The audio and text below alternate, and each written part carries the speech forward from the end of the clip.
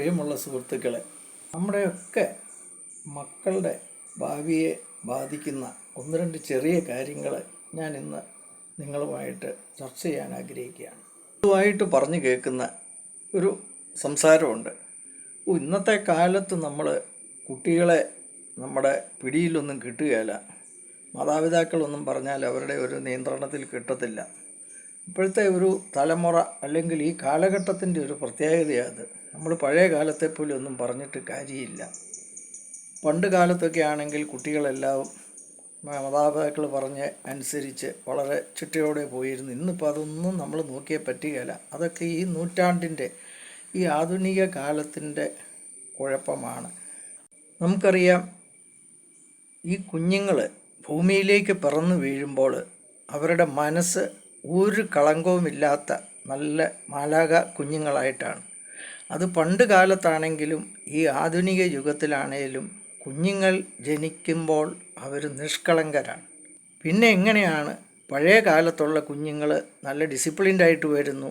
ഈ കാലഘട്ടത്തിൻ്റെ കുഴപ്പമാണ്. ഇന്നത്തെ കാലത്ത് അങ്ങനെ പിള്ളേരെ ഡിസിപ്ലിൻ ഇല്ല, വഴിതെറ്റി പോകുന്നു, അവരെ പിടിച്ചാൽ കിട്ടുകയില്ല എന്ന് നമ്മൾ പറയുന്നത്. അതിലെന്തേലും അടിസ്ഥാനമുണ്ടോ? യഥാർത്ഥത്തിൽ ഇത് കാലഘട്ടത്തിൻ്റെ കുഴപ്പമല്ല, ഈ കുഞ്ഞുങ്ങളുടെയും കുഴപ്പമല്ല. യഥാർത്ഥത്തിൽ ഇതിൻ്റെ പ്രശ്നം നമ്മുടെ മാതാപിതാക്കളുടെ നിന്നാണ്. നമ്മളൊക്കെ ഈ കുഞ്ഞുങ്ങൾക്ക് കൊടുക്കേണ്ട ഒരു അടിസ്ഥാനം അല്ലെങ്കിൽ അവരെ ചിട്ടയിൽ വളർത്തുന്ന കാര്യത്തിൽ കാണിക്കുന്ന ഉദാസീനത, ഇതാണ് യഥാർത്ഥത്തിൽ നമ്മുടെയൊക്കെ ഈ കുഞ്ഞുങ്ങൾ ഈ കാലഘട്ടത്തിൽ വഴിതെറ്റിപ്പോകാനുള്ള യഥാർത്ഥ കാരണം. നമ്മുടെയൊക്കെ കുഞ്ഞുങ്ങളെ നമ്മളൊരു ചെറിയ ശ്രമം നടത്തിയാൽ നമുക്കവരെ നല്ല രീതിയിൽ മോൾഡ് ചെയ്ത് സ്വഭാവ ശുദ്ധിയുള്ള നല്ല കുഞ്ഞുങ്ങളായിട്ട് അവരെ വളർത്തി നല്ല നിലയിൽ എത്തിക്കാൻ പറ്റും. നമ്മൾ ഈ കുഞ്ഞുങ്ങൾക്ക് നന്ന ചെറുപ്പത്തിൽ 2 വയസ്സ് 3 വയസ്സുള്ളപ്പം തന്നെ അവർക്ക് ഒരു ചിട്ട ജീവിതത്തിൽ നമ്മൾ ഫോളോ ചെയ്ത് പോകേണ്ട ഒരു ഡിസിപ്ലിൻ അവരെ പഠിപ്പിക്കണം. ഡിസിപ്ലിൻ എന്ന് പറഞ്ഞാൽ ചില മൂല്യങ്ങൾ അവർ ഫോളോ ചെയ്യേണ്ട ഒരു സിസ്റ്റം നമ്മൾ നമ്മുടെ കുഞ്ഞുങ്ങൾക്ക് പറഞ്ഞു കൊടുക്കണം. വിശദമായിട്ട് പറഞ്ഞാൽ സത്യസന്ധത.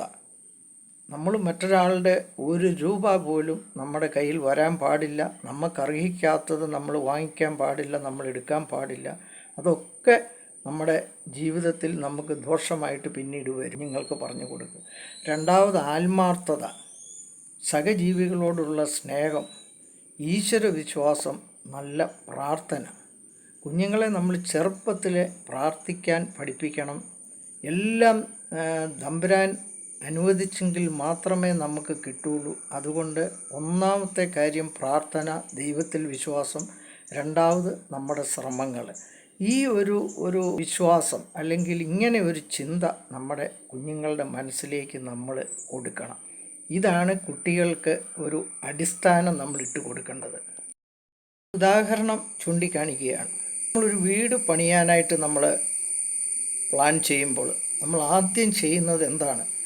ആ വീടിൻ്റെ ഫൗണ്ടേഷൻ, അതിൻ്റെ അടിത്തറ നമ്മൾ വളരെ സ്ട്രോങ് ആയിട്ട് പണിയും.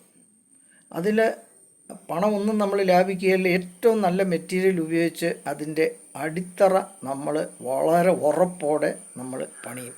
കാരണം അങ്ങനെ ഉറപ്പുള്ള ഒരു അടിത്തറയിൽ നിന്ന് മുകളിലേക്ക് നമുക്ക് 1 നിലയോ 2 നിലയോ 3 നിലയോ പണിയുമ്പോൾ അത് ഉറപ്പോടുകൂടി ഇരിക്കുകയുള്ളൂ. അത് നമുക്കറിയാം. ഇതുപോലെ തന്നെയാണ് നമ്മുടെയൊക്കെ ഈ കുഞ്ഞുങ്ങളുടെ ജീവിതവും. ആ അടിത്തറ, കെട്ടിടത്തിന് അടിത്തറ എങ്ങനെ പ്രാധാന്യമുള്ളതാണോ അതുപോലെ തന്നെയാണ് നമ്മുടെയൊക്കെ കുഞ്ഞുങ്ങൾക്ക് 2 വയസ്സ് 3 വയസ്സ് 4 വയസ്സുള്ളപ്പോൾ നമ്മൾ കൊടുക്കുന്ന ആ ചിട്ട അല്ലെങ്കിൽ അവർക്ക് കൊടുക്കുന്ന ആ ഒരു ചെറിയ വാല്യൂസ്, ആ ചിട്ട പഠിപ്പിച്ചിട്ട് ആ ചിട്ടയിൽ നിന്ന് വേണം ഇവരെ മുകളിലേക്ക് ഉയർത്തി വലിയ നിലയിലെത്തിക്കാനുള്ള നമ്മളുടെ ശ്രമം. നമ്മൾ ബൈബിളിൽ വളരെ പ്രത്യേകം പറയുന്നുണ്ട്. സുഭാഷിതങ്ങൾ 22:6 ഇപ്രകാരം പറയുന്നുണ്ട്: ശൈശവത്തിൽ തന്നെ നടക്കേണ്ട വഴി പരിശീലിപ്പിക്കുക, വാർദ്ധക്യത്തിലും അതിൽ നിന്ന് വ്യതിചലിക്കുകയില്ല. അപ്പം നമ്മൾ നമ്മുടെ കുഞ്ഞുങ്ങളെ ഒരു 2 വയസ്സുള്ളപ്പം തൊട്ട് അവർക്ക് കൊടുക്കേണ്ട ചില മൂല്യങ്ങൾ നമ്മൾ പകർന്നു കൊടുത്ത് അവർക്കൊരു അടിസ്ഥാനം ഇട്ട് കൊടുത്താൽ അവരേതൊക്കെ നിലയിൽ ഏതൊക്കെ സ്ഥലങ്ങളിലേക്ക് പോയാലും ഏതൊക്കെ പൊസിഷനിലിരുന്നാലും അവരുടെ ആ അടിസ്ഥാന ചിട്ടയിൽ നിന്ന് വ്യതിചലിക്കുകയില്ല. നമ്മളവരുടെ മനസ്സിലേക്ക് കൊടുത്ത ഒരു ആശയം അല്ലെങ്കിൽ ആ സത്യസന്ധത നീതിക്ക് നമ്മൾ കൊടുക്കുന്ന ഒരു മുൻതൂക്കം, ഇതൊക്കെ മാതാപിതാക്കൾ പറഞ്ഞത് അവരുടെ ഓർമ്മയിൽ നിൽക്കും. അപ്പോൾ അത് മുന്നോട്ടുള്ള അവരുടെ പ്രവർത്തനത്തിൽ എപ്പോഴും ഈ ഒരു അടിസ്ഥാനം അവരെ സഹായിക്കും. പ്രിയപ്പെട്ട മാതാപിതാക്കളെ, പ്രത്യേകിച്ച് കുഞ്ഞുങ്ങളുള്ള ചെറുപ്പക്കാരായ മാതാപിതാക്കളെ, നമ്മൾ ഒന്ന് മനസ്സ് വെച്ചാൽ ഈ നമ്മുടെ കുഞ്ഞുങ്ങളെ നല്ല നിലയിൽ നല്ല മിടുക്കരായിട്ട് നമുക്ക് ഇവരെ വാർത്തെടുക്കാൻ സാധിക്കും. എനിക്ക് 3 കാര്യങ്ങളാണ് അതിന് നിങ്ങളോട് സജസ്റ്റ് ചെയ്യാനുള്ളത്. ഒന്ന്, നമ്മൾ ഈ കുഞ്ഞുങ്ങളെ നല്ല നിലയിൽ എത്തിക്കണ ഒന്നാമത്തെ പടി നമ്മൾ ദൈവത്തിൽ വിശ്വാസം, തീക്ഷ്ണമായ പ്രാർത്ഥന, ഇത് ഏറ്റവും അനിവാര്യമായ ഘടകമാണ്. നമ്മുടെ കുഞ്ഞുങ്ങളെ ഒരു നിലയിലെത്തണമെങ്കിൽ നാം ദൈവത്തിൽ ശരണപ്പെട്ട് തീക്ഷ്ണമായി പ്രാർത്ഥിക്കണം. രണ്ടാമത്തെ കാര്യം, നമ്മുടെ ജീവിതത്തിലെ നമ്പർ 1 പ്രയോറിറ്റി ഏതാണെന്ന് നമ്മൾ ആദ്യം തന്നെ തിരിച്ചറിയണം. ജീവിതത്തിൽ ഒരുപാട് കാര്യങ്ങളുണ്ട്. നമ്മുടെ കുഞ്ഞുങ്ങളുണ്ട്, കരിയറുണ്ട്, നമ്മുടെ ധനസമ്പാദ്യമുണ്ട്, നമ്മുടെ പൊതുപ്രവർത്തനമുണ്ട്, ഇങ്ങനെ ഒരുപാട് കാര്യങ്ങളുണ്ട്. പക്ഷേ ഇതെല്ലാം നമ്മളൊന്ന് അനലൈസ് ചെയ്തിട്ട് ചെറുപ്പത്തിൽ നമ്മുടെ കുഞ്ഞുങ്ങൾ ചെറുപ്പമായിരിക്കുമ്പോൾ നമ്മൾ ആദ്യം ഒരു തീരുമാനം എടുക്കണം. നമ്മുടെ ജീവിതത്തിൻ്റെ ഏറ്റവും ടോപ്പ് പ്രയോറിറ്റി അല്ലെങ്കിൽ പ്രയോറിറ്റി നമ്പർ 1, ആ പ്രയോറിറ്റി നമ്പർ 1 നമ്മളുടെ മക്കളുടെ ഭാവിയാണ്. നമ്മുടെ മക്കളാണ് ഒന്നാം സ്ഥാനം. അത് കഴിഞ്ഞ് ബാക്കിയുള്ള ഈ കാര്യങ്ങൾക്കെല്ലാം സ്ഥാനമുള്ളൂ. മൂന്നാമത് ഒരു കാര്യം കൂടി എനിക്ക് പറയാനുണ്ട്. നമ്മുടെ കുഞ്ഞുങ്ങൾ, മാതാപിതാക്കൾ ഈ കുഞ്ഞുങ്ങളോട് സംസാരിക്കാൻ അല്ലെങ്കിൽ ആശയവിനിമയം നടത്താൻ നമ്മൾ സമയം കണ്ടെത്തണം. ഇന്നത്തെ മാതാപിതാക്കൾ ഭാര്യയും ഭർത്താവും അല്ലെ അപ്പനും അമ്മയും ജോലി ചെയ്യുന്നവരായിരിക്കാം, തിരക്കുണ്ടാകാം, എല്ലാ സാഹചര്യങ്ങളുമുണ്ട്.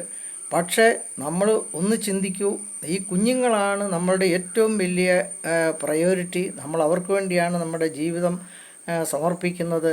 അങ്ങനെ ഉണ്ടെങ്കിൽ നിങ്ങൾ ദിവസം ഒരു കുറഞ്ഞത് അരമണിക്കൂറെങ്കിലും ഈ മക്കൾക്കായിട്ട് നമ്മൾ മാറ്റിവെക്കണം. അവരോട് തുറന്ന് സംസാരിക്കണം, അവരോടൊപ്പം ഭക്ഷണം കഴിക്കണം, അവരെ പറയുന്നത് എന്താണെന്ന് നമ്മൾ കേൾക്കണം.